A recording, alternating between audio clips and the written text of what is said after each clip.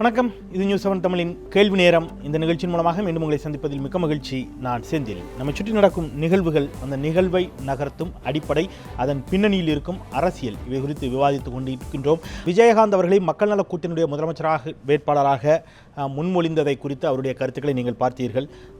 இதை தாண்டி இன்னும் கூட பல விஷயங்களை அவர் அந்த பேட்டியில் பேசியிருந்தார். மிக குறிப்பாக திராவிட முன்னேற்றக் கழகம் குறித்தும் அதனுடைய தலைவர் திரு கருணாநிதி அவர்கள் குறித்து, ஸ்டாலின் குறித்து எல்லாம் ஏராளமான கருத்துக்களை பதிவு செய்திருந்தார்.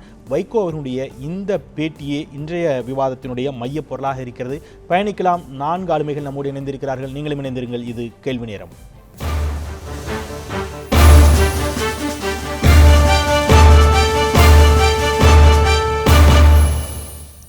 அரங்கில் நம்முடைய திராவிட முன்னேற்றக் கழகத்தின் சார்பில் திரு வைத்தியலிங்கம் அவர்கள் இணைகிறார்கள். வணக்கம் சொல்லி வரவேற்கிறேன். வழக்கறிஞர் அந்திரிதாஸ் அவர்கள் மதிமுகவின் சார்பில் இணைகிறார். வணக்கம் சொல்லி வரவேற்கிறேன். வழக்கறிஞர் ரவீந்திரன் துரைசாமி அவர்கள் அரசியல் விமர்சகர், அவரையும் வணக்கம் சொல்லி வரவேற்கிறேன். மார்க்சிஸ்ட் கம்யூனிஸ்ட் கட்சியின் சார்பில் திரு கனகராஜ் அவர்கள், அவருக்கு முன்னாடியே வணக்கம். கனகராஜ், உங்களிடமிருந்தே நிகழ்ச்சியை தொடங்கலாம் அப்படின்னு நினைக்கிறேன். உங்களை போன்றவர்களுடைய வற்புறுத்தலும் நெருக்குதலும் தான் இது போன்ற ஒரு முடிவை எடுப்பதற்கு வைகோவை தள்ளி இருக்கிறது அப்படின்னு சொன்னால், 2 இடதுசாரிகளும் விடுதலை சிறுத்தைகளும் ஏன் அவ்வாறான ஒரு அழுத்தத்தை வைகோவிற்கு கொடுத்தீர்கள்? ஒரு வற்புறுத்தணும், நிர்பந்தப்படுத்தணுங்கிற வார்த்தையை அவர் பயன்படுத்தல. சரி, நீங்கள் பயன்படுத்துறீங்க. அந்த பேட்டியினுடைய இன்னொரு நீட்சியில் அவர் அதை முழுசாக போடணுன்னா கூட போடலாம். அவர் என்ன சொல்கிறாருன்னா, மிக தெளிவாகவே சொல்கிறாரு. அந்த மாதிரியான ஒரு சொல்ல பார்த்துவீங்க, எனக்கு வேறு அந்த நிலைமையில் வேறு அடுத்த வார்த்தையை குழந்தை கூட ஃபில் பண்ணிடும்.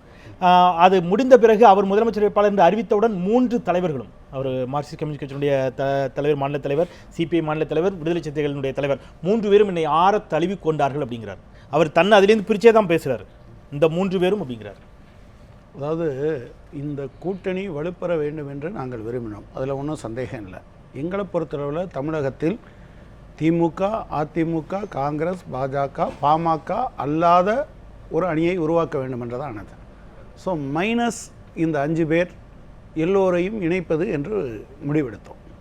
ஸோ அந்த வகையில் தான் அவர் வந்தால் நல்லா இருக்கும் அப்படின்னு தான் பேசணுமே தவிர, அதை தாண்டி இவர் ஒரு வரலைனா இந்த அணியே இல்லை அப்படியெல்லாம் யாரும் பேசினதாக எனக்கு தெரியும். அப்போ அவர் சொல்கிற கருத்து, அவர் வந்தால்தான் இந்த அணி வெற்றி பெற முடியும் என்று அவர்கள் சொன்னதால் நாங்கள் நீங்கள் எப்படியாவது வைகோ, நீங்கள் ஒரு ஒருங்கிணைப்பாளராக நீங்கள் அவரை கொண்டு வந்தே ஆகணும் என்று சொல்கின்ற பொழுது, அவர்கள் தேமுதிகவின் சார்பில் அந்த ஒரு அழுத்தத்தை கொடுக்குறாங்க. முதலமைச்சர் வேட்பாளர் அறிவிக்கிறாங்க, இவங்க எப்படியாவது அவரை கொண்டு வந்துருங்கன்னு சொல்கிறாங்க.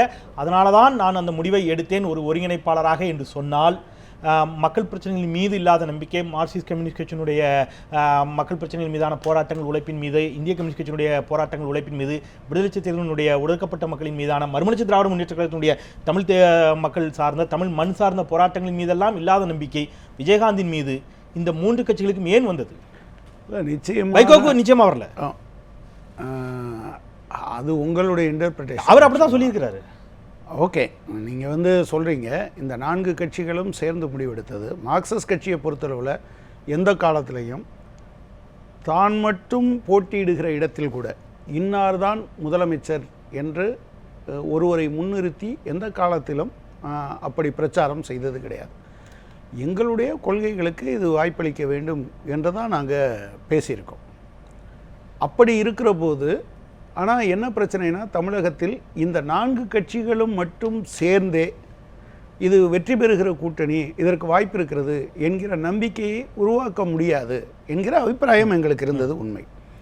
எனவே அதுக்கு முந்தைய தேர்தல்களில் ஒரு 8%, 10%, 6% என்ற வாக்குகளை பெற்றிருந்த இந்த கட்சி வருகிற போது அடிப்படையில் ஒரு குணாம்ச ரீதியான மாற்றம் ஏற்படும் என்று நாங்கள் விரும்பினோம்.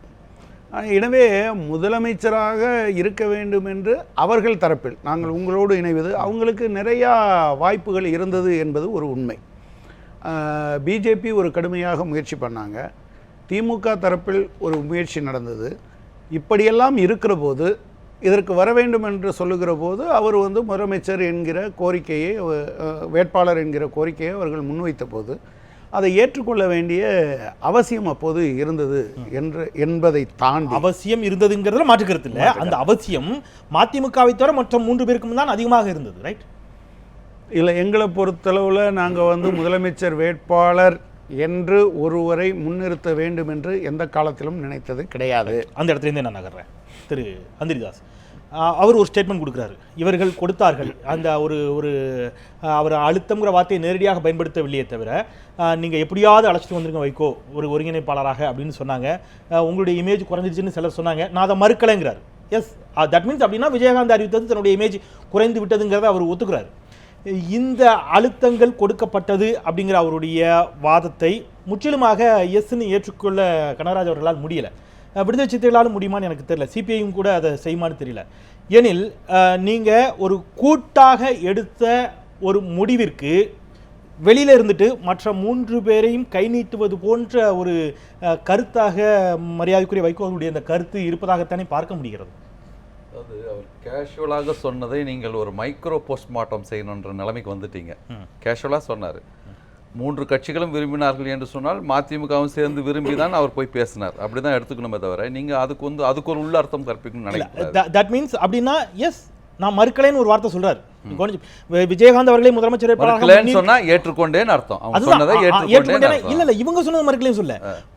விஜயகாந்த் அவர்களை முதலமைச்சர் வேட்பாளராக முன்னிறுத்தியதால் உங்களுடைய இமேஜ் குறைந்து விட்டது என்று சிலர் என்னிடம் சொன்னார்கள். ஆமா, நான் அதை மறுக்கல. அப்படின்னா வைகோ அவருடைய இமேஜ் குறைந்து விட்டது என்ற அந்த கருத்தை வைகோ ஏற்றுக்கொள்கிறார். அப்போ இந்த மாதிரியான ஒரு முதலமைச்சர் வேட்பாளரை அவர் நிச்சயமா மனம் வந்து ஏற்றுக்கொண்டிருப்பாராங்கிறது சந்தேகம்தான்.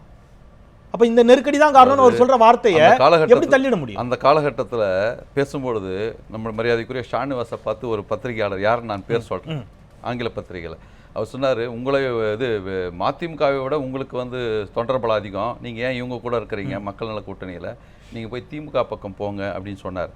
ஆனால் விஜயகாந்தை சந்தித்த அன்று அதே பத்திரிகையாளர், நான் பேர் சொல்ல விரும்பல, அதே பத்திரிகையாளர் அதே ஷானிவாசத்தை சொன்னார், வைகோ எவ்வளோ பெரிய தலைவர், 50 ஆண்டு கால புது வாழ்க்கைக்கு சொந்தக்காரர், பாராளுமன்றத்திலே பல பிரதமர்களை அதிர்ச்சிக்குள்ளாக்கியவர், கேள்வி கணைகளை தொடுத்தவர், நாட்டினுடைய வாழ்வுரிமைக்காக போராடியவர், இவர் போய் பேசலாமான்றாங்க. ஆக அவங்க உங்களுக்கு ஏற்ற மாதிரி பேசுகிறாங்க. ஒரு நிறுவனம் ஒரு நிமிஷம் திரு, எந்த இடத்திலும் கம்பேரிட்டிவ்லி நான் பர்சனலாக என்னுடைய ஒப்பீனியனை சொல்லாட்டாலும் கூட நேர்களுக்கு தெரிஞ்சிருக்கும், உங்களுக்கு தெரிந்திருக்கும், ஒரு தட்டில் இந்த பக்கம் விஜயகாந்தையும் இந்த பக்கம் வைகோவையும் வைத்தால் 2 பேருடைய அரசியல் மதிப்பீட்டில் என்னை போன்ற ஊடகவியலாளருடைய மதிப்பீடு என்னவாக இருக்குங்கிறது எல்லோருக்கும் தெரிஞ்ச ரகசியம் தான். அதுக்குள்ள ஆனா என்னுடைய கேள்வி நாங்க சொல்லல, ஊடகவியலாளர் சொல்லல, செந்தில் சொல்லல, வைகோவே சொல்லுகிறார். நான் வேற யாரை பத்தியும் கேட்கல, அவர் சொன்ன ஸ்டேட்மெண்ட்ல தான் கேட்கிறேன். தேர்தல் அரசியல்ல அரித்மெட்டிக் கால்குலேஷன் தான் ஒர்க் அவுட் ஆகும்.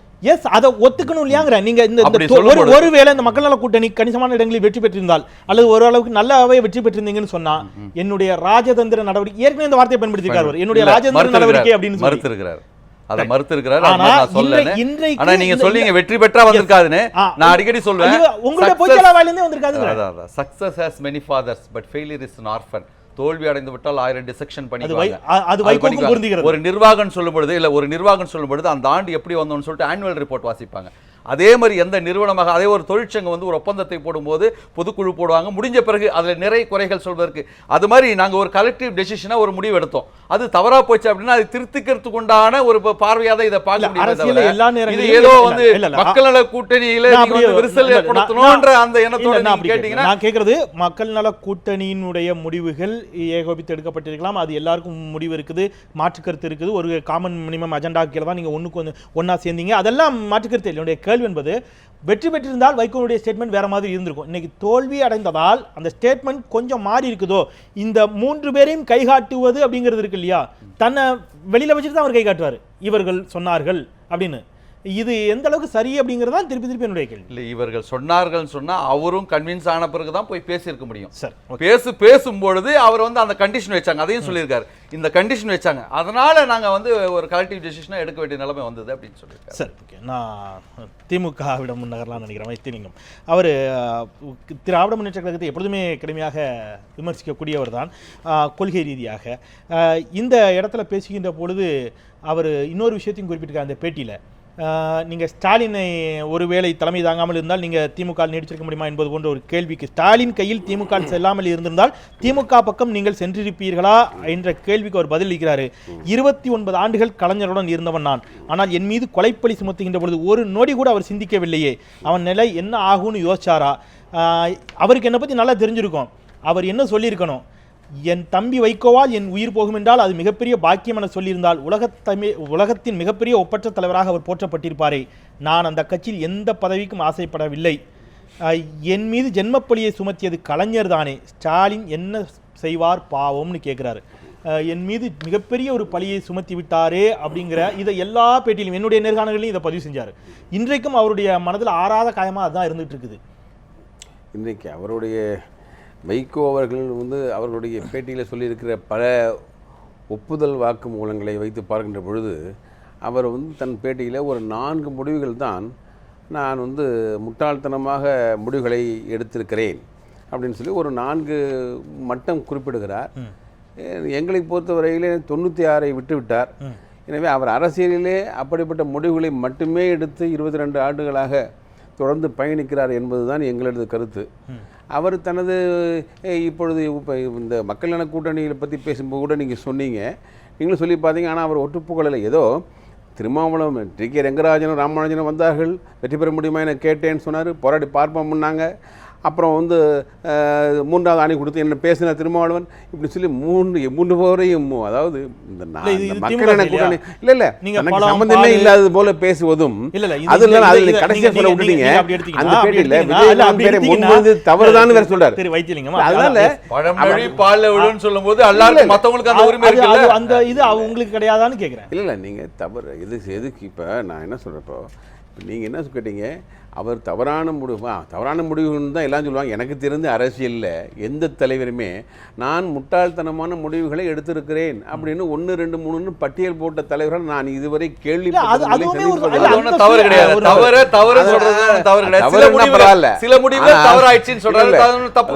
எனக்கு தெரிந்து நான் மீண்டும் அதை சொல்வதற்கு மன்னிக்கணும். அவரை இழிவுபடுத்துற நோக்கம் நீங்க அந்த வார்த்தையை தவிர்த்துருங்க. நீங்க சொல்ல வேண்டாம், தவிர்க்கிறது நல்லது. அவர் ரிப்பீட் பண்றது எனக்கு அதை பயன்படுத்தலாம். அவர் பயன்படுத்துறது எங்களுக்கு மனசு கொஞ்சம் அப்படிப்பட்ட முடிவுகளை எடுக்கக்கூடிய தலைவர்னு வச்சுக்கோமே. அவர் பின்னாலே அவர் ஒரு இன்னைக்கு ஒரு 0.8 அவர் ஸ்டாலின் அவர்களை அப்படிப்பட்ட நீங்க ஒரு வார்த்தை சொன்னீங்க இல்லையா, நானும் அந்த வார்த்தையே சொல்றேன்.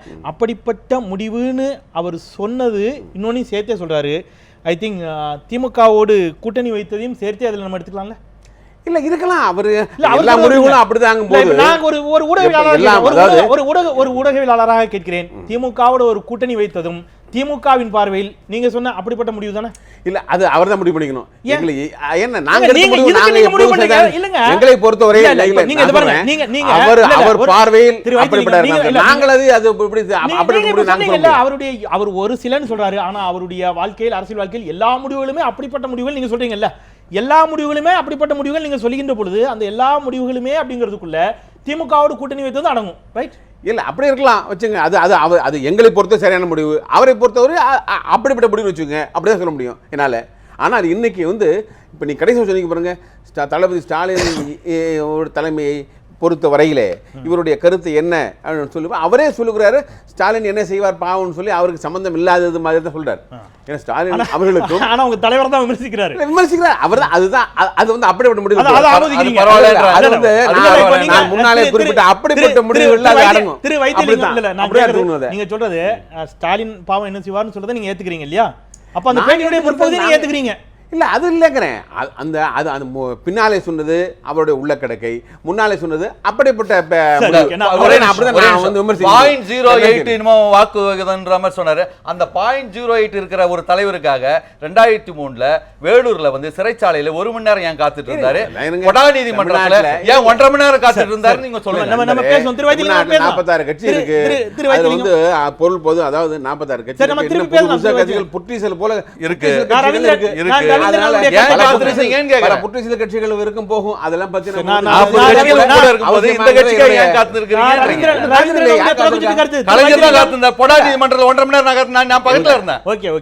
பேசலாம். திரு ரவீந்திரன் அவருடைய தொடர்ச்சிட்ட கருத்தை கேட்டு வந்துடலாம். வைகோ மிகப்பெரிய ஆளுமை அப்படிங்கறத யாருக்கும் மாற்று கருத்து இருக்காது, மிகச்சிறந்த நாடாளுமன்றவாதிங்கிறதையும் மாற்று கருத்து இருக்காது. ஆனால் இல்ல அப்படி பார்த்தா கூட அந்த இலக்கியவாதியில அவருக்கு முன்னோடியும் மூத்தோரும் உங்களுடைய தலைவராகத்தான் நீங்க என்ன இதுல இந்த மாதிரியான ஒரு ஸ்டேட்மெண்ட் அப்படிங்கிறது ஒரு தோல்விக்கு பிறகு வரக்கூடிய ஒரு ஸ்டேட்மெண்ட்டில் அவர் ரொம்ப கவனமாக வார்த்தைகளை கையாளக்கூடியவர். ஒரு விஷயத்தை குறிப்பிடுறாரு, அந்த 3 பேரையும் இடதுசாரிகள் இருவரையும் இந்திய கம்யூனிஸ்ட் கட்சி, மார்க்சிஸ்ட் கம்யூனிஸ்ட் கட்சி, விடுதலை சிறுத்தைகளை வைத்து இவர் இந்த பக்கம் நின்று விமர்சிக்கக்கூடிய அந்த போக்கு அப்படிங்கிறது அதுதான் நிதர்சனம், அதை அவர் சொல்லியிருக்கிறாரு அப்படின்னு எடுத்துக்க முடியுமா? அது ஒரு மிக மூத்த அரசியல்வாதியாக, ஒரு பழுத்த அரசியல்வாதியாக, ஆகச்சிறந்த நாடாளுமன்றவாதியாக அவருடைய இந்த கருத்து விஜயகாந்த் தொடர்பாக இவர்கள் 3 மீதான விமர்சனம் அப்படிங்கிறது அவ்வாறு வைத்திருக்கக்கூடாது, தனக்கும் பொறுப்பு இருக்குங்கிறத அவர் இன்னும் கூடுதலாக அழுத்தம் திருத்தமாக பதிவு செய்திருக்கணும்னு எடுத்துக்கலாம்.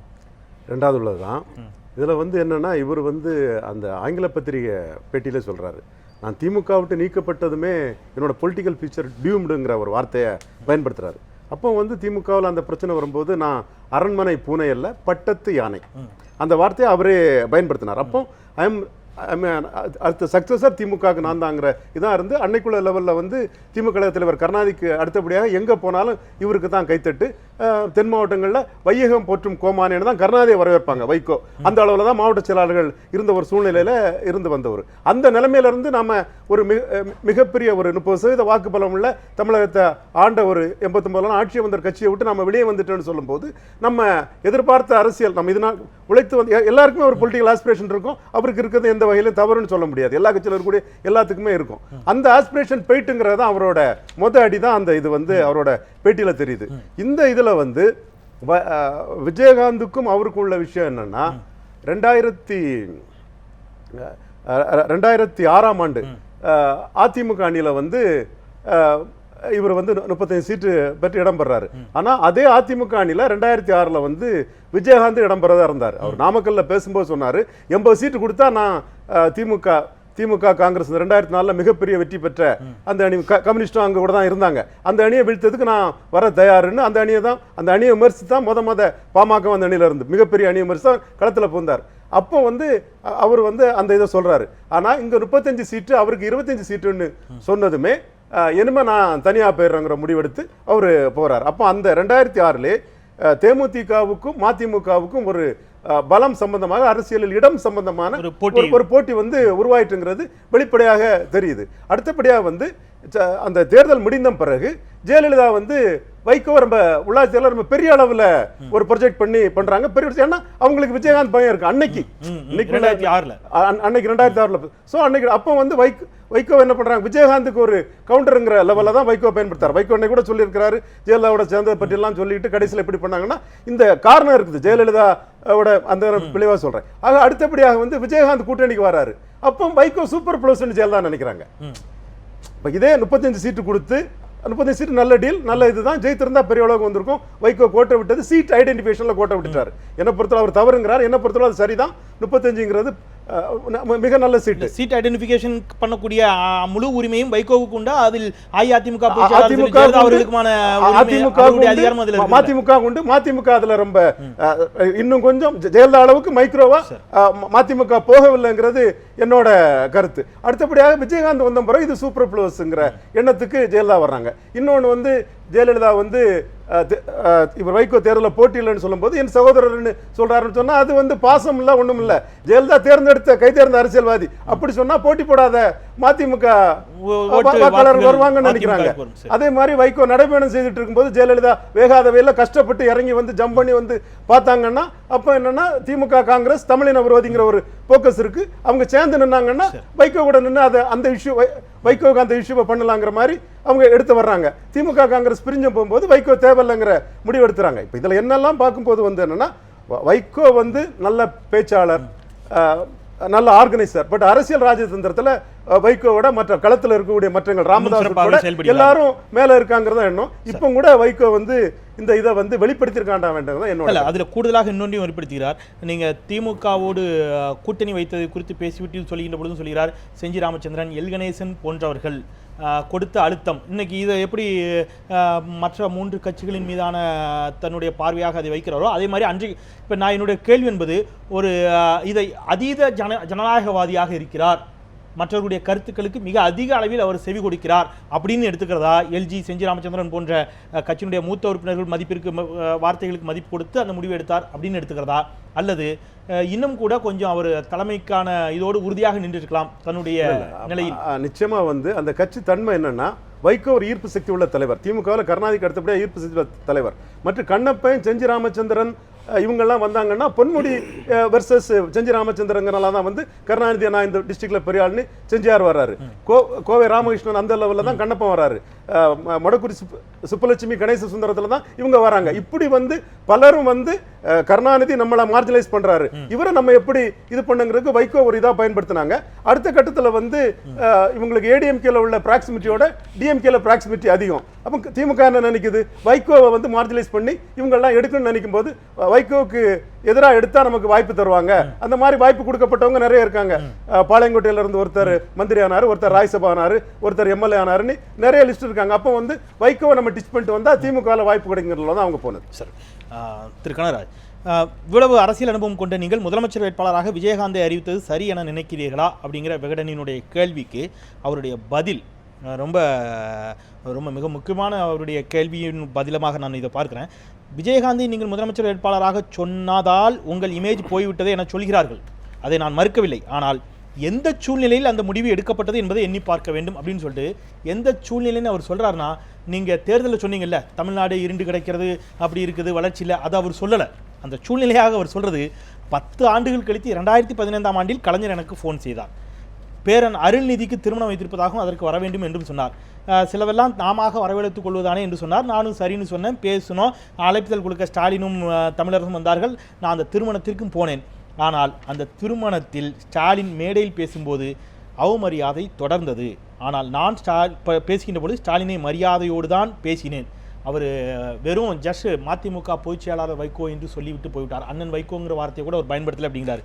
23 ஆண்டுகளுக்கு பிறகும் இன்னும் ஸ்டாலினின் மனநிலை மாறவில்லை என்ற எண்ணம் அந்த திருமண வீட்டில்தான் எனக்கு ஏற்பட்டது அப்படிங்கிறார். இது இதுவரைக்கு விவாத மேடைகளில் விமர்சிக்கப்பட்ட, விவாதத்தில் கேள்வியாக வைக்கப்பட்ட கேள்வி. அந்த திருமணத்தில் வைகோவிற்கு முறையான மரியாதை கொடுக்கப்பட்டு முன் வரிசையில் நாற்காலி போடப்பட்டிருந்தால் மக்கள் நல கூட்டணி என்று ஒன்றே வந்திருக்காது தானே அப்படிங்கிற கேள்வி நானே பல இடங்களில் கேட்டிருக்கேன். அவர் அதை ஒத்துக்கொண்டு ஒப்புதல் வாக்கு மூலம் அளிப்பது போன்ற ஒரு கருத்தை பதிவு செய்திருக்கிறார். அதாவது நீங்கள் வந்து கடந்து போன பல நிகழ்ச்சிகளை நாங்கள் வந்து அவர் சொல்லும் போதே சொல்லியிருக்கார் அந்த பேட்டியில், டி.கே. ரங்கராஜனும் ராமகிருஷ்ணனும் என்னிடம் வந்தார்கள், திமுக அதிமுகவுக்கு ஒரு மாற்றை உருவாக்க வேண்டும் என்று கேட்டார்கள், வெற்றி பெறுவது சாத்தியமா என்று கேட்கிறேன், அவங்க போராடி பார்க்கலாம்னு சொன்னாங்க. இதுதான் அவர் சொல்லியிருக்கிற பதில். எனவே அந்த பதிலை விட்டுட்டு நீங்கள் இன்னொரு பதிலுக்கு நீங்கள் தாவறீங்க. நான் அப்படி இல்லை, நான் அவர் சொல்லாத எதுவுமே கேட்கல. நான் கேட்குறது இந்த முடிவு ஏன் எடுக்கப்பட்டதுங்கிறதுக்கான கேள்வி, ரொம்ப முக்கியமான கேள்வி. இந்த முடிவு ஏன் எடுக்கப்பட்டது அப்படிங்கிற கேள்வி வருகின்ற பொழுது அவர் வழக்கமாக சொல்லக்கூடிய உங்களை போன்ற அரசியல்வாதிகள் பயன்படுத்தக்கூடிய எந்த வார்த்தையும் பயன்படுத்தலை. தமிழகத்தில் திராவிட முன்னேற்ற கழகம், அண்ணா திராவிட முன்னேற்ற கழகம் 2 மாற்றாக மக்கள் நலன் சார்ந்த, ஊழலற்ற, லஞ்சமற்ற, இந்த மாதிரியான வார்த்தை எதுவுமே சொல்ல. அவர் நேராக திருமண வீட்டில் தான் பண்ணிக்கிறார்.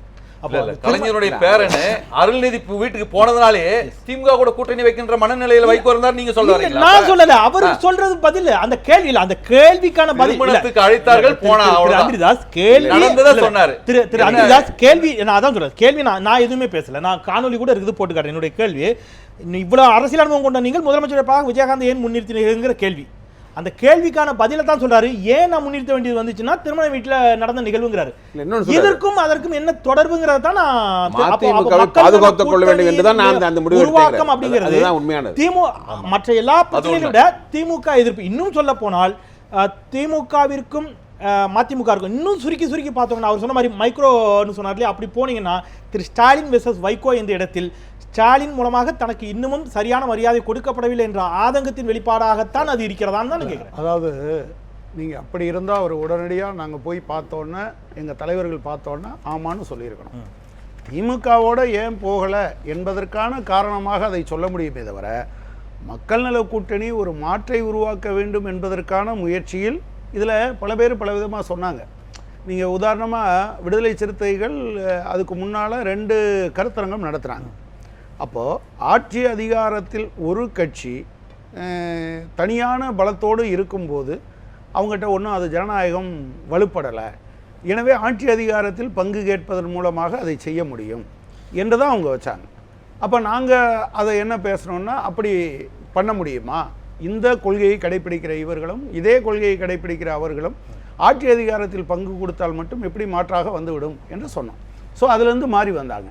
வைகோவை பார்த்தபோது திரு வைகோ அவர்கள் தனக்கு இருக்கக்கூடிய சந்தேகத்தை சொன்னார்.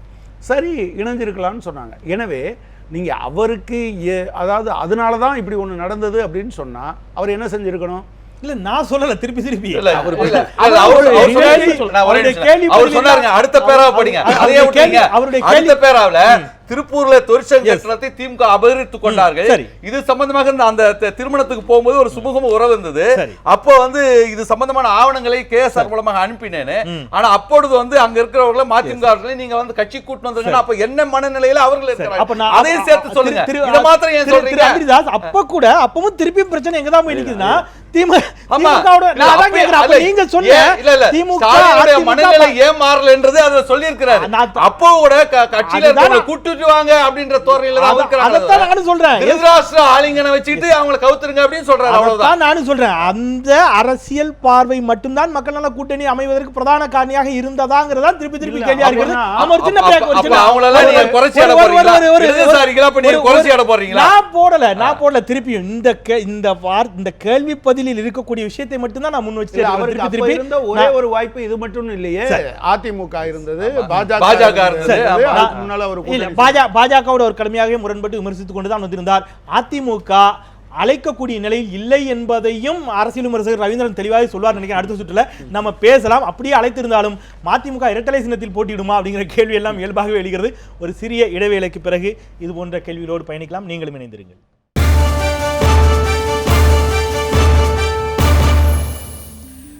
மீண்டும் வரவேற்கிறேன். இது கேள்வி நேரம். மறுமலர்ச்சி திராவிட முன்னேற்ற கழகத்தினுடைய பொதுச் செயலாளர் மரியாதைக்குரிய திரு வைகோ அவர்களுடைய விகடன் பேட்டி தொடர்பாக விவாதித்துக் கொண்டிருக்கின்றோம். திரு ரவீந்திரன் அவர்களிடம் தான் மக்கள் நல கூட்டணி ஆட்சியை பிடிக்கும் என நம்பினீர்களா அப்படிங்கிற கேள்விக்கு அவர் பதிலளிக்கிறார். 2 கட்சிகளுக்கும் மாற்று வரும் என நினைத்தேன், ஆனால் வெற்றி பெற முடியவில்லை. ஊடகங்களும் எங்களை ஆதரிக்கவில்லை, எதிர்மறை சிந்தனை ஏற்படுத்தினார்கள், நிறைய சொல்றார். இதில் அவர் முதல் வரியில் சொன்ன மாதிரி முதல் கேள்விக்கு பதிலளித்த பொழுது சில தவறான முடிவுகள், அவர் வார்த்தைகள் ரொம்ப கடுமையாக பயன்படுத்துகிறார். நான் அந்த வார்த்தையை கூட பயன்படுத்த விரும்பலை. அந்த மாதிரியான முடிவுகளில் ஒன்றாக அவர் இந்த தேர்தலிலும் போட்டியிடாமல் போனதை அந்த மாதிரியான முடிவுகளினுடைய பட்டியலில் அதையும் சேர்த்துக்கலாமா? நிச்சயமாக அதை எடுத்துக்கலாம். இன்றைக்கி அவர் போட்டியிடனால அவர் சொன்னார் நான் போட்டியிட்டா தோற்று போயிருப்பேன், அதனால் போட்டியிடலைங்கிற மாதிரி சொல்கிறாரு. அது ஒரு அரசியல் களத்தில் இப்போ பல தோல்விகளையும் சந்தித்தவர். நீங்கள் காளிமுத்தை எதிர்த்து 91 ஃபைட் பண்ணும்போது நிச்சயமாக அதிமுக காங்கிரஸ் கூட்டணினா அன்னைக்கு 60% ஓட்டு அதிமுக, ஒரு 38% ஓட்டு, காங்கிரஸுக்கு 22% ஓட்டுன்னு சொல்லும்போது அது சிவகாசி மாநில தொகுதியில் அந்த அளவுக்கு அதிமுக தோக்கும் போதே வெற்றி பெற்ற ஒரு தொகுதி. அந்த தொகுதியில் அவர் அன்னைக்கு களத்தில் நிற்கிறாரு. களத்தில் நிற்கும்போது திமுகவுக்கு பேஸ் ஓட்டு என்னவோ அதை விட அதிக ஓட்டு அவரோட உழைப்பாலையும் ஆர்கனைசேஷன்லையும் தமிழ்நாடு ஃபுல்லாக உள்ள தொண்டர்கள் அவருக்கு பண்ணாங்க. அந்த அளவுக்கு அவர் நிரூபித்தார் 89 நினைக்கிறேன். So 89 parliament. அப்போது அந்த அளவுக்கு கெப்பாசிட்டி உள்ளவர் மக்கள் நல கூட்டணி ஒரு கூட்டணி இருக்குது. அந்த கூட்டணியை உருவாக்கல முக்கிய தலைவராக இருக்கிறாரு. விஜயகாந்த் சீஃப் மினிஸ்டராக ப்ரொஜெக்ட் பண்ணாலும் நீண்ட நெடிய அரசியல் வரலாற்றுக்கு சொந்தக்காரராக இருக்கிறாரு. அந்த பகுதியை சேர்ந்தவர். அந்த பகுதியில் உள்ள அனைத்து மக்களுக்காகவும் அந்த மண்ணுக்காகவும் மிகப்பெரிய அளவில் போராட்டங்கள் நடத்தவர், உழைத்தவர்கள். அந்த மக்களை நம்பி அவர் நின்றுக்கணும். அந்த மக்கள் அவருக்கு வெற்றியை கொடுக்குறாங்க இல்லைனோட ரெண்டாவது விஷயம். என்னை பொறுத்தவரை வெற்றியை கொடுக்குறதுக்கு வாய்ப்பு இருந்தது. ஏன்னா அவர் தோத்ததுனால பல சிம்பதியில் ஒரு கன்சால்டேட் ஆகி செய்திருக்கலாம். பட் அவர் அதில் போட்டியிடாது தவறான முடிவு. என்ன பொறுத்தவரை இந்த கேள்வி ஒரே நிமிஷம். வெற்றி என்பது பெற்றுக்கொள்வது, தோல்வி என்பது கற்றுக்கொள்வது. பெற்றுக்கொள்கின்ற வரை கற்றுக்கொள்ளுங்க நாங்கள் தயாராக இருக்கிறோம். ஆனா அதுல சொன்ன வார்த்தை கலவரம் வருகின்ற ஒரு சூழ்நிலை இருந்தது, அதனால தான் தவிர்த்து கொண்டேன்னு சொன்னாங்க. தோல்வி நீங்க ஆனால் கற்றுக்கொள்ளவே இல்லையோ அப்படிங்கிறது தான் அவருடைய பேட்டியின் மூலமாக கேள்வியாக நான் கேட்கிறேன். அதுக்கு நான் சில கேள்விகளை கேட்கிறேன். நீங்க 2004ஆம் ஆண்டு நாடாளுமன்ற தேர்தலில் போட்டியிடாதது அப்படிங்கிறாரு. சிறையில இருந்து வெளியில வந்தோன்னா போட்டியிடாத குறிப்பிடுகிறார். மத்திய அமைச்சர் பதவி அவருக்கு தேடி வந்த பொழுது அதை தவிர்த்தது. அதன் பிறகு அவருக்கு கொடுக்கப்பட்ட இடத்தை சிப்பிப்பாறை ரவிச்சந்திரன் அவர்களுக்கு கொடுத்தது. இந்த மாதிரியான முடிவுகள் எல்லாம் ஒரு பக்கம் விமர்சிக்கக்கூடிய ஒரு பக்கம், அது ஒரு பக்கம் இருக்கட்டும். அதை தாண்டி தவறான முடிவு, என்னுடைய கிரெடிபிலிட்டி நொறுங்கிடுச்சு அப்படிங்கிற ஒரு வார்த்தை பயன்படுத்துறாரு. என்னை பொடாவில் கைது செய்த அஇஅதிமுகவோட நான் கூட்டணி வைத்த பொழுது அந்த கிரெடிபிலிட்டி நொறுங்கிடுச்சு, நம்பகத்தன்மை நொறுங்கி விட்டதுங்கிறார். அதில் அவர் அப்பொழுதே பாடம் கற்றிருப்பாரே என்று சொன்னால் அவருடைய வார்த்தைகளில் இருந்து அவர் தான் சொல்றாரு, சிறையிலிருந்து பொடாவிலேருந்து வெளியில் வந்த உடனே நான் அவரிடமே நேரடியாக இந்த கேள்வி இங்கே முன் வச்சிருக்கிறேன். அவருடைய நேர்காணலில் நீங்கள் பிஜேபி ஒரு ஹிட்டன் அஜெண்டாவோட செயல்படுகிறது, நான் ஒருபொழுதும் அந்த ஹிட்டன் அஜெண்டாவை அனுமதிக்க மாட்டேன், தமிழ்நாட்டில் அதற்கு இடம் கொடுக்க மாட்டேன் என்று அதை நாம் ஒன்றுபட்டு எதிர்க்கணும்னு பேசுகிறார். அதன் பிறகு மீண்டும் பாஜகவோடு கூட்டணி செய்கின்ற பொழுது மீண்டும் அந்த கிரெடிபிலிட்டி நொறுங்கித்தானே போகிறது. அப்போது தொடர்ச்சியாக அவரே எதையெல்லாம் தவறு என்று சொல்லியிருந்தாரோ அதெல்லாம் திருப்பி திருப்பி செய்கிறார். 2004 நான் போட்டியிடாத தவறுன்னு இப்போ சொல்கிறாரு, இந்த தேர்தலில் மீண்டும் போட்டியிடாமல் தவிர்க்கிறான்னு சொன்னால் மீண்டும் மீண்டும் மீண்டும் அவர் எதை தவறு என்று எண்ணுகிறாரோ அதே தவறுகளை அவர் தொடர்ந்து செய்து கொண்டே தான் இருக்கிறார். அரசியலில் சர்வைவல் ஆஃப் த ஃபிட்டஸ்ட் வந்து ரொம்ப முக்கியம். டார்வின் சொன்ன தத்துவம் survival of the fittest, struggling for existence. நீங்க சொன்னீங்களே 2006 அப்படி ஒரு பட்ட சிந்தனை இல்லாத நேரத்தில் எல்ஜி செஞ்சி போன்கின்ற அந்த தலைவர்கள்லாம் நிர்பந்தம். அப்படி ஒரு ஜனநாயக இயக்கம், ஜனநாயகத்தில் வெற்றி பெறணும்னு பல பேர் நினைப்பாங்க, கட்சியில் இருக்கவங்க பொறுப்பில் இருக்கவங்க நினைப்பாங்க. அப்படி நினைக்கும் போது இந்த ஸ்ட்ராட்டஜி சரியா வரும்னு சொல்லிட்டு ஒரு கூட்டணி வச்சுக்கிறதுல போய் எங்க கொள்கையை நம்ம தொலைச்சிட்டா வந்திருக்கிறோம் கிடையாது. கொள்கை இன்னைக்கு எப்பொழுது நான் எந்த இடத்துல கொள்கை சார்ந்து கேள்வியும் முன்வைக்கல, அதுல ஐயப்பாடே கிடையாது எனக்கு, அதுல எல்லாம் விமர்சனமே இல்லை. என்னுடைய கேள்வி அவர் சொன்ன முடிவில் கிரெடிபிலிட்டி நொறுங்கி போயிடுச்சுன்னு சொல்றாரு. திருப்பி பிஜேபியோட கூட்டணி வைக்கின்ற பொழுது அந்த கிரெடிபிலிட்டி மீண்டும் நொறுங்கி போகும் என்று ஆகச்சிறந்த நாடாளுமன்றவாதிக்கு தெரியாதவரா அறியாதவரா அப்படிங்கிற கேள்விதான் திருப்பி திருப்பி எழுகிறது. நீங்க அன்றைக்கு செஞ்சியும் எல்ஜியும் நீங்க வந்து கை காட்டினீங்க, மக்கள் நல கூட்டணி விஜயகாந்திற்கு நீங்க மற்ற 3 பேரையும் கை காட்டியாச்சு. கடந்த நாடாளுமன்ற தேர்தலில் பாரதிய ஜனதா கட்சியோடு கூட்டணி சேருவதற்கு யாரை கை காட்ட முடியும்? அதாவது அதிகபட்ச ஜனநாயகம் அதிமுக இருக்குது. அதனால தான் அவருக்கென்று தனிப்பட்ட ஒரு சிந்தனை இருந்தாலும் கூட, சிந்தனை ஓட்டம் இருந்தாலும் கூட, கட்சி நிர்வாகிகளுடைய அந்த பெரும்பான்மையை வந்து மதிக்க வேண்டிய ஒரு காலகட்டத்தில் ஒரு கண்டிஷனலா ராஜ்நாத் சிங் வந்து டெல்லியில பார்க்கும்போது அந்த கண்டிஷனலா சொன்னார், குறைந்தபட்ச வாஜ்பாய் அணுகுமுறையாவது வைக்க வேண்டும் கேட்டார். அந்த ஜனநாயகத்தோடு கூட்டணி சேருவதற்கு முடிவெடுப்பார் என்று சொன்னால் அதே ஜனநாயகத்தோடு உங்களுடைய கட்சியினுடைய செயற்குழுவையோ பொதுக்குழுவையோ கூட்டித்தான் அவர் கூட்டணி முடிவை அறிவிக்கணும். ஆனா கூட்டணி முறிவை 2 நாள் நீங்க அறிவிக்கல எப்படி சொல்வீங்க? அந்த இடத்துலயே அந்த மாநாட்டிலே மாசிலாமணி போனார்ல, திருப்பூர் மாநாட்டுல வந்து அடுத்த நாள் போனார்ல, வெற்றி வந்து திராவிட இயக்கத்தினுடைய கடைசி பாஜக கூட்டணி பாஜகவோடு கடந்த நாடாளுமன்ற தேர்தலில் கூட்டணி வைத்த பிறகு ஒரு வழக்கிற்காக நீதிமன்றத்திற்கு வருகின்றவரிடம் மைக்க நீட்ட போது தான் சொல்றாரு அவரு, ராஜபக்சேவிற்கு அழைப்பு விடுத்திருக்கிறார்கள் அப்படின்னு சொல்லிட்டு பாரதிய ஜனதா கட்சியின் மீதான விமர்சனத்தை வச்சுட்டு அவர் அப்பதான் வெளியில வராருங்கிறது தெரியும். டெல்லியிலே அவர் கூடவே எல்லா உயர்நிலை குழு உறுப்பினர்கள் அங்கே இருக்கிறாங்க, அங்கே மீட்டிங் போட்டு உயர்நிலை குழு முடிவு பண்ணிட்டு தான் அந்த கருத்தை வந்து குஜராத் பவுன்ல போய் ஜெட்லி அவர்கள் இருக்கும்போது அங்க 1 மணி நேரம் பேசிவிட்டு மாலைக்குள்ளாக அந்த முடிவு தர வேண்டும், இல்லை என்று சொன்னால் கருப்பொடி காட்டுவேன் சொல்லிட்டு வந்த பிறகு அங்கே எல்லாரையும் கலந்து பேசிவிட்டு முடிவு சொல்லிவிட்டு தான் வந்தாரே தவிர சர்வதேச ரீதியாகவும் அவர் நடக்கல, எல்லாருக்கும் சொல்லிட்டு தான் நீங்க முடிவு எடுத்தார். நீங்க ரவீந்திரன் துரைசாமி நீங்க வரேன் நீங்க மறுத்தீங்க, அவர் அந்த பதில வச்சு தான் அவர் ரவீந்திரன் அவர்கள் அதை சொன்னாரு. அவர் நாகரிகம் கருதி குறிக்கிடாம இருந்தாரு. ஒரு அரசியல் கட்சி தலைவரான நீங்கள் தேர்தலில் போட்டியிட்டிருக்க வேண்டாமா அப்படிங்கிற கேள்விக்கு அவர் பதில் சொல்கிறார். கோவில்பட்டி தொகுதியில் நான் நின்றிருந்தால் அங்கு கலவரம் ஏற்பட்டிருக்கும். 2 கட்சிகளும் போட்டி போட்டு காசு கொடுத்தார்கள், என்னிடம் காசு கொடுப்பதற்கு காசு இல்லை, வழி இல்லை, முடிவு என்ன ஆகும்? நான் தோல்வி அடைந்திருப்பேன், அது எனக்கு நன்றாகவே தெரியும். அதுக்கு முன்னாடி கலவரம் ஆயிருக்குன்னு இருக்குல்ல, அதுவும் இருக்குல்ல.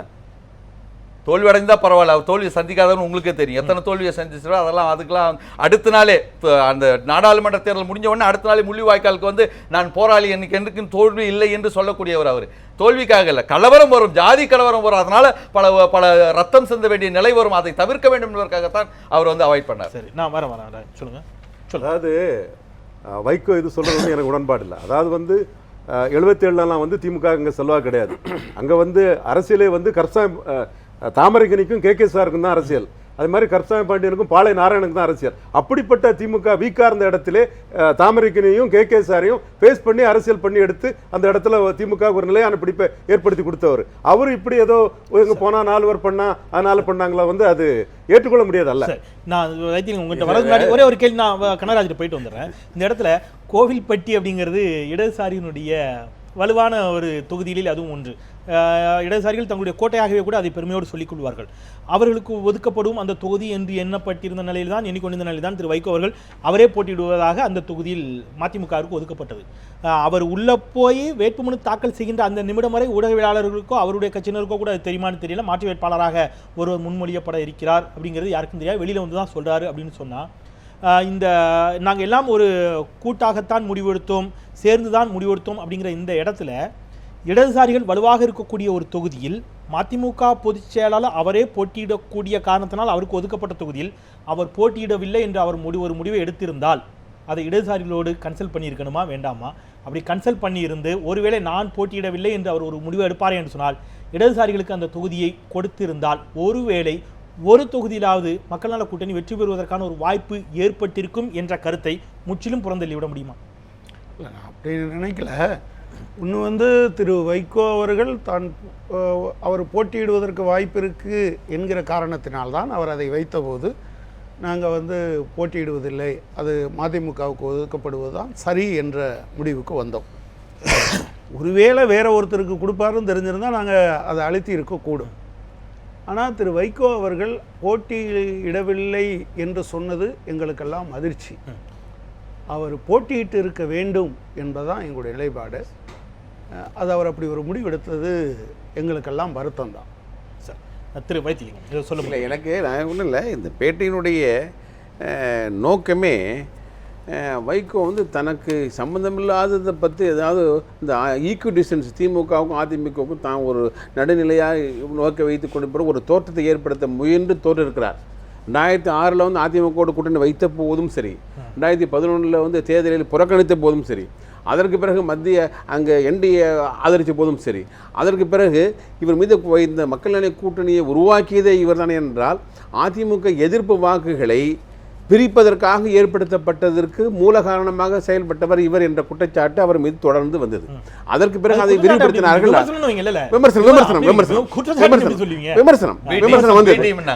அதுதான் நான் சொல்றேன். அந்த பி டீம்ங்கிற இலக்கிலிருந்து சற்றும் அவர் மாறவில்லைங்கிறது தான் இன்றைக்கு அவருடைய நிலைப்பாடு காட்டுது. இன்னைக்கு அவர் சொல்றாரு, அதாவது ஊழலை நான் முற்றாக அது ஒரு காரணம் என்றவர் இந்த அதிமுக ஆட்சியை பற்றி விமர்சிக்கிற பொழுதெல்லாம் அதை எப்படி எந்த கோணத்தில் எப்படி கடுமையாக விமர்சித்திருக்கிறார் என்பதை நாடு அறியும். எனவே ஒரு பேருக்கு ஒரு அதிமுக விமர்சித்து விட்டு கழகத்தை ஆட்சியில் இல்லாத கழகத்தை குறிப்பிட்டு குற்றம் சுமத்துவது தனது சக்தியை எல்லாம் பயன்படுத்தி இந்த திமுகவிற்கு ஆதரவாக வாக்குகள் செல்லவிடக் கூடாது என்பதிலே இவர் காட்டிய அக்கறைதான். அதை சொல்றார், 1500 கோடி என்று வாங்கிவிட்டேன் என்று சொன்னார்கள். இந்த ஆட்சிக்கு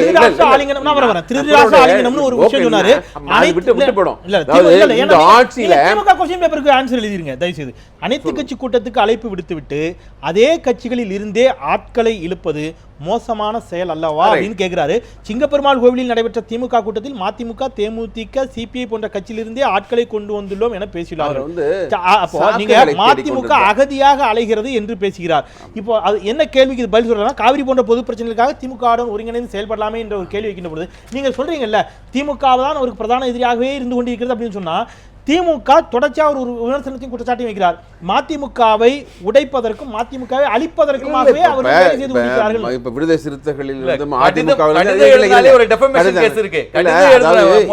எல்லா கட்சிகளிலே இருந்தும் திமுகவில் சேர்ந்து கொண்டிருக்கிறார்கள். அவர்களுக்கெல்லாம் அழைப்பினோம். அவர்களெல்லாம் யாரும் இந்த விமர்சனத்தை வைக்கல. எங்களிடமிருந்து அபகரித்து கொண்டிருக்கு. அது தானாக உடைந்து கொண்டிருக்கிற அந்த இயக்கத்தை தடுத்து நிறுத்துவதற்கு அவர்கள் தான். அது பிரச்சனை என்பது வேறு.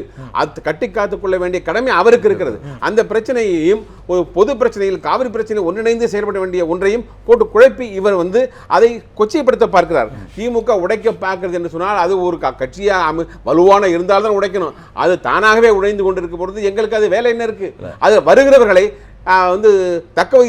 வருகிறவர்களை வேண்டாம் வராதீர்கள் என்று சொல்ல. ஏன்னா எங்களை பொறுத்தவரையிலே திராவிட இயக்க சிந்தனை உள்ளவர்கள் அத்தனை பேரும் இந்த இயக்கத்திற்கு ஒரு தாய் இயக்கம், தாய் வீட்டை நோக்கி வருகிறார்கள். நாங்கள் ஏற்றுக்கொள்கிறோம். அதை நான் இப்போ முன்பு சொன்ன அதிமுக ஆட்சி இன்றைக்கு ஒரு செயலற்ற நிலையில இருக்கிறது. இட்ஸ் நாட் ஃபங்க்ஷனிங்கிறது எல்லாருடைய குற்றச்சாட்டும். ஆனால் அதற்கு இப்பொழுது கூட வைகோ என்ன செய்கிறார்?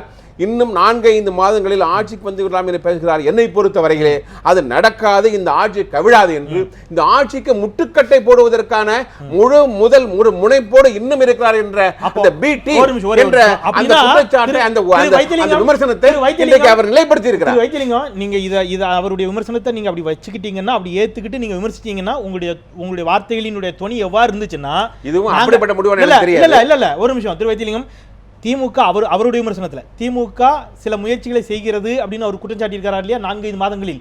அந்த முயற்சியில் திமுக ஈடுபட்டு கொண்டிருப்பதை நீங்கள் ஒத்துக்கொள்வது போலவும் அதை ஏன் இவர் விமர்சிக்கிறார், இந்த ஆட்சி கவிழாது என்று ஏன் சொல்லுகிறார், நாங்கள் எந்த நாங்க முயற்சியில கட்சியில தீவிரமா இருக்கிறோங்கிற மாதிரி இருக்கு உங்க tone. இல்ல நீங்க அப்படி ஏதாவது முயற்சி பண்றீங்களா? தேமுதிக நீங்க அப்படி ஏதாவது முயற்சி பண்றீங்களா? எந்த முயற்சி நாங்க எடுக்கல. அப்ப அதை தானே சொல்றீங்க. தேமுதிகவில் இருந்தும் இல்ல ஒரு நிமிஷம், இல்ல திரு வைத்திலிங்கம், பல கட்சிகள்ல இருந்து வர்றாங்க. இல்ல ஒரு நிமிஷம், அப்படி நீங்க அந்த மாதிரி முயற்சி காங்கிரஸ்ல இருந்து வர்றாங்க. இப்ப காங்கிரஸ் முரசிலே விளம்பரம் வந்தது. அப்படி எதுவும் நீங்க முயற்சி பண்ணலைன்னா அந்த ஆட்சி கவிழாது. ரைட், அதுதான் அவர் சொல்றாரு. நீங்க அவர் அந்த ஆட்சி கவிழான்னு சொல்றாரு, அதை ஏத்துக்க முடியாதுன்னு சொன்னா நீங்க அப்படி முயற்சி பண்றீங்களா? நான் அந்த குழந்தை சொல்ல, இந்த ஆட்சி கவிழமா வேண்டாமா என்பது வேறு. ஆனால் இந்த ஆட்சி நல்லபடியாக நடந்துவிட்டு கொண்டிருக்கிறதா, திறமான ஆட்சி தருகிறதா, மக்களுக்கு நன்மை தருகிற ஆட்சியாக இருக்கிறதா, அதனால் இது நீடிக்க வேண்டுமா வேண்டாமா என்ற கேள்விக்கு ஒரு பதிலாகத்தான் நான் எதிர்பார்க்கிறேன். மக்கள் விரோத ஆட்சியாக இருந்தாலும் இதை கவிழ விட மாட்டோம் என்கிற துணிதான் அதில் தெரிகிறது.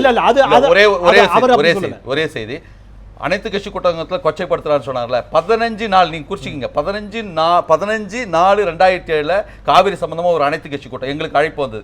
எங்க சார்பாக மரியாதைக்குரிய சத்யா அவர்களும் KSR போறாங்க. அதுல அவர்கள் உட்கார்ந்து கொண்டு இருக்கிறார்கள். எதிர்க்க மதிமுக ஒரு போர்டு போட்டு அதுல LGS செஞ்சு உட்கார வச்சிருக்காங்க. இன்னும் உங்களுடைய யாரை கொச்சப்படுத்தணும்னு சொல்லிட்டு அதிலே வந்து கேள்வி கேட்டு வெளிநடப்பு செய்துட்டு வந்தாங்க. ஒண்ணு.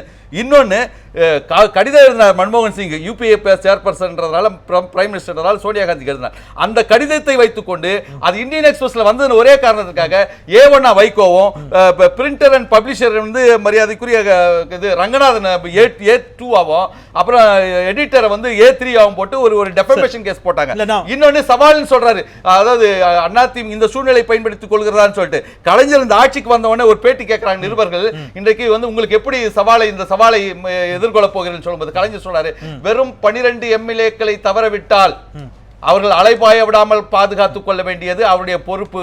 இல்லை என்று சொன்னால் ஆட்சி மாற்றம் கூட அவர் எப்படி சிந்திக்கிறார். இந்த சிந்தனை ஓட்டம் தான் அவர்களுக்கு இருக்கிறது என்பதை தான் அவர் சொல்லியிருக்கிறார். அதே மாதிரியான சிந்தனை ஓட்டத்தினுடைய வெளிப்பாடு தான் இது வாங்குற கேள்வி தான் வைக்க வரேன். ஜெயலலிதா மருத்துவமனையில் இருக்கிறார், கருணாநிதிக்கும் உடல்நலம் இல்லை. இந்த நிலையில் தமிழகத்தின் அரசியல் எப்படி இருப்பதாக கருதுகிறீர்கள்ங்கிற கேள்விக்கு தான் அவர் பதில் சொல்றாரு. அந்த கட்சியை காப்பாற்றணும், அதிமுக காப்பாற்றணும், அதிமுகவினர் போராடி கொண்டிருக்காங்க, அந்த உணர்வு அவர்களுக்கு இருக்கிறது. திமுகவினர் அதிமுக MLA-க்களை வளைக்கும் வாய்ப்பு உள்ளது என்ற வதந்திகள் வெளியே உலவுகின்றன. திமுகவின் முன்னணி தலைவர்கள் சிலர் இன்னும் 4-5 மாதங்களில் நாம் ஆட்சிக்கு வரலாம் என பேசிக் கொண்டிருக்கிறார்கள். அது ஒருபோதும் நடக்காது, என்னை பொறுத்தவரை அந்த மாதிரி நடக்காதுங்கிறார். இந்த மாதிரி பேசக்கூடிய திமுகவின் முன்னணி தலைவர்கள் யார் அப்படிங்கிறத நீங்க சொல்லுங்க. திமுகவின் முன்னணி தலைவர்கள் சிலர் 4-5 மாதங்களில் நாம் ஆட்சிக்கு வரலாம். முன்னணி தலைவர்களே வேணாம், யாரும் பேசல. முன்னணி தலைவர்கள் யார், அந்த முன்னணி தலைவர்கள் சொல்லுங்கங்கறாரு. அது சொல்லுங்க. எல்லா ஊர்லயே எல்லாம் ரெடி ஆயிட்டாங்க சார். திமுக வந்து ஆட்சி அமைக்க போகுது. இந்த சந்தர்ப்ப சமூக வலைதளங்கள்ல ADMK உடைய பொதுச் செயலாளரை பத்தி வேற மாதிரி வந்தது நியூஸ். அதை பயன்படுத்தி எல்லாம் ரெடி ஆயிட்டாங்க. சமூக வலைதளத்தில் வந்த ஒரு கேள்வியை முன்வைத்ததற்கு தான் உங்களுடைய பொதுச் செயலாளர் கடுமையான கோபத்தை கொண்டார். சமூக வலைதளத்தில் வரக்கூடிய பொறுப்பற்ற கருத்துக்களை நாம புறந்தள்ளிடலாம், அதை வச்சு நம்ம ஒரு விவாதத்தை நடத்த முடியாது. மிகப்பெரிய அரசியல் தலைவர்களை பற்றி பேசுகின்ற பொழுது அந்த கருத்தை வச்சு நம்ம விவாதிக்க முடியாது. அவரே சொல்லியிருக்கிறாரு, திமுக முன்னணி தலைவர்கள் சிலர் இன்னும் 4-5 மாதங்கள் சொல்றாரு. அந்த முன்னணி தலைவர்கள் யாருன்னு உங்களுக்கு தேவைப்பட்டா சொல்லுவாரு. திரு கனகராஜ், நீங்க ஏதோ சொல்ல முற்பட்டீங்க, இந்த கேள்வி கூட சேர்த்துக்குங்க. மக்கள் நல கூட்டணி இடைத்தேர்தலை ஏன் புறக்கணிக்கிறதுங்கிற கேள்விக்கு பதில், இந்த தேர்தலில் மக்கள் நல கூட்டணியின் ஆதரவு யாருக்கும் கிடையாது அப்படின்னு சொல்லிட்டு தொடர்ச்சியா பேசுறாரு. இந்த இடைத்தேர்தலில் யாருக்கும் கிடையாது அப்படிங்கிறது புதுச்சேரிக்கு பொருந்தாதா? அதுவும் இடைத்தேர்தல் தானே. மக்கள் நல கூட்டணியின் ஆதரவு யாருக்கும் கிடையாதுங்கிறார். அங்க விடுதலை சிறுத்தைகள் நாராயணசாமி அவர்களை ஆதரிக்கிறது. முதல்ல ஒரு விஷயம் வந்து மரியாதைக்குரிய வைத்திலிங்கம் அவர்கள் பேசியது, அதாவது அவர் வைகோவை பி டீம் என்று அவர் சொல்கிறார். திரு வைகோ அவர்கள் மக்கள் நல கூட்டணியை அமைப்பதில் அவர் எந்த முன்முயற்சியும் எடுத்தவர் அல்ல. CPM எடுத்த முன்முயற்சி, அதன் அடிப்படையில் அதற்கு பின்பு அவர் ஒருங்கிணைப்பாளராக இருந்து இதையெல்லாம் செய்தார். எனவே இப்படி ஒரு குற்றச்சாட்டு சொல்வது என்பது அவரை ஒரு அவமானப்படுத்த வேண்டும் என்பதற்காகவே தவிர, அப்போ இதில் இருக்க எல்லாருமே அதனுடைய பிடிஎம்மாக இருந்தாங்க, இவங்கெல்லாம் இவ்வளவு சொன்ன பிறகும் கூட அப்படி தான் இருந்தாங்க என்பது பொருள்படும். அது சரியல்ல. அது திமுக தொடர்ச்சியாக இப்படி சொல்லிக் கொண்டு இருப்பது வேறு விமர்சனம் வைக்க முடியாத நிலைமை என்று. திரு வைகோ அவர்கள், அதாவது எங்களை பொறுத்தளவில் தேர்தலை நாங்கள் புறக்கணிப்பது கிடையாது. எனவே இந்த தேர்தலில் போட்டியிட வேண்டும் என்று நாங்கள் விரும்பினோம். அந்த விருப்பத்தை மக்கள் நல கூட்டணி, நாங்கள் சொல்றது சிபிஎம் சரி, சிபிஎம் விரும்பியது. அதை சொன்னோம். அதில் ஒரு கருத்தொற்றுமை வர முடியலை சார். அதனால் நாங்கள் வந்து சரி, இது மக்கள் நல கூட்டணி என்கிற அந்த ஒன்றுக்கு பங்கம் வந்து விடக்கூடாது என்கிற காரணத்திற்காக அதை ஏற்றுக்கொண்டோம். ஆனால் அதே சமயத்தில் தேர்தலில் யாருக்கும் வாக்களிப்பதில்லை என்ற முடிவு ஒரு கூடி பேசி எடுத்த முடிவு அல்ல. திரு வைகோ அவர்கள் அவருடைய கருத்தை, அவர் கட்சியினுடைய கருத்தை வெளிப்படுத்தி, ஆனால் அவர் அது மக்கள் நல கூட்டணியின் கருத்தாகத்தான் முன்வைக்கிறார். இந்த கடந்த இடைத்தேர்தலை திமுக, அதிமுக போன்ற கட்சிகள் புறக்கணித்துள்ளன. அப்போது அவர்கள் யாருக்கும் ஆதரவு கொடுக்கவில்லை. அதுபோலவே இந்த தேர்தலில் நாங்கள் யாருக்கும் ஆதரவு கொடுக்க மாட்டோம். இல்லை, அதில் விஷயம் இருக்கு. நாங்கள் சொல்றது மக்கள் நல கூட்டணி தான். இல்லை, அவர் ஒருவேளை அப்படி சொல்லியிருக்காரான்னு எனக்கு தெரியல. ஆனால் இந்த முடிவு மக்கள் நல கூட்டணியினுடைய முடிவாக எடுக்கப்பட்டது அல்ல. திரும்ப ஏனில் இந்த வாக்குகள் சிபிஎம்மோட வாக்கோ சிபிஐயோட வாக்கோ யாருக்கு போகும்? பிஜேபிக்கு இல்லை, அதோட சேர்ந்து தான் பேசுகிறோம். நீங்கள் இப்போ கேட்குறது மாதிரி, நீங்கள் இப்படி கேட்குறது மாதிரி நான் இப்போ ஒன்று சொன்னேன்னா நீங்கள் என்ன சொல்லுவீங்கன்னா, அப்போ இது வந்து மக்கள் நல கூட்டணியுடைய முடிவான்னு கேட்பீங்க. மக்கள் நல கூட்டணியுடைய முடிவாக யாரோ ஒருத்தருக்கு போகும்ல, யாரோ கட்டாயமாக நாங்கள் மக்கள் நல கூட்டணியை சார்ந்தவர்கள் கூடி உட்கார்ந்து பேசுவோம். அதுல ஒரு பொது முடிவு எடுப்பதற்கு முயற்சி. ஆண்ட கட்சியும் ஆளுங்கட்சியும் பல இடைத்தேர்தல்களை பகிஷ்கரித்திருக்கிறது. ஆனா யாரும் இதுவரை இந்த கட்சிக்கு ஓட்டு போடுங்கள் யாரும் சொல்லல. அறிவார்ந்த தலைவர்கள் எப்படி இருக்கிறார்கள் மக்கள் நல கூட்டணியில், அப்படி அறிவார்ந்த ஊழியர்களும் தொண்டர்களும் இருக்கிறார்கள். அவர்களுக்கு தெரியும் எந்த விதமான சமீட்சை வரும், எப்படி வரும் அவர்களுக்கு தெரியும். அது கேட்டா இது வெளியிலே சொல்ல முடியாது. மரியாதைக்குரிய அந்திரிதாஸ் அவர்களுக்கு நடைபெற இருக்கக்கூடிய 3 தொகுதிகளுக்கான தேர்தலில் ஒன்று மட்டுமே இடைத்தேர்தல், 2 பொது தேர்தல் நடத்தப்பட வேண்டிய நேரத்தில் தள்ளி வைக்கப்பட்டுதான் நடத்தப்படுகிறது. அது இடைத்தேர்தல் அல்ல அப்படிங்கறதையும் நான் உங்க கவனத்துக்கு கொண்டு எல்லாத்துக்கும் சம்பிரதாயம் ஒண்ணுதான். ஏன்னா இவங்க சொன்னாங்கல, ஊழலுக்கு அவங்க ஏ டீம்னா இவங்க பி டீம், டாஸ்மாக் அவங்க ஏ டீம்னா இவங்க பி டீம், காசு கொடுக்கறது அவங்க ஏ டீம்னா இவங்க பி டீம். நால்வர் தொடர்ச்சியான பணிகளுக்கு மத்தியில் எங்களோடு இருந்தீர்கள். நெஞ்சார்ந்த நன்றிகள். இந்த அளவில் நம்ம நிறைவு செய்யலாம். வைகோ அவர்களுடைய தனி மனித ஆளுமையின் மீதோ அல்லது அவருடைய தொடர்ச்சியான அரசியல் வாழ்க்கையின் மீதோ நிச்சயமாக ஒருபோதும் விவாதம் நடத்த இயலாது, விமர்சிக்க முடியாது என்பதில் யாருக்கும் மாற்றுக்கருத்து இருக்காது. தனிப்பட்ட முறையில் நிச்சயமாக மிகப்பெரிய அரசியல் ஆளுமை அவர் என்பதிலும் மாற்றுக்கருத்து இல்லை. ஆனால் அதை தாண்டி அவருடைய பேட்டி எழுப்பியிருக்கக்கூடிய கேள்விகள், அதில் எழுப்பப்பட வேண்டிய கேள்விகள், விமர்சனங்களே இன்றைய விவாதத்தின் மைய பொருளாக இருந்தது. கொடுக்கப்பட்ட நேரத்திற்குள் மிகுந்த நாகரிகத்தோடும் ஆழமாகவும் இந்த விவாதத்தை நகர்த்தியிருக்கிறோம் என்ற நம்பிக்கையோடு நிறைவு செய்கின்றேன். மறந்து கொண்டே இருப்பது மக்களின் இயல்பு, அதை மீண்டும் மீண்டும் நினைவுபடுத்திக் கொண்டே இருப்பது எனது கடமை. மீண்டும் நாளை மற்றும் சில சமூகம் சார்ந்த பிரச்சனைகளோடு உங்களை சந்திக்கின்றேன். நான் செந்தில். இது கேள்வி நேரம். நன்றி.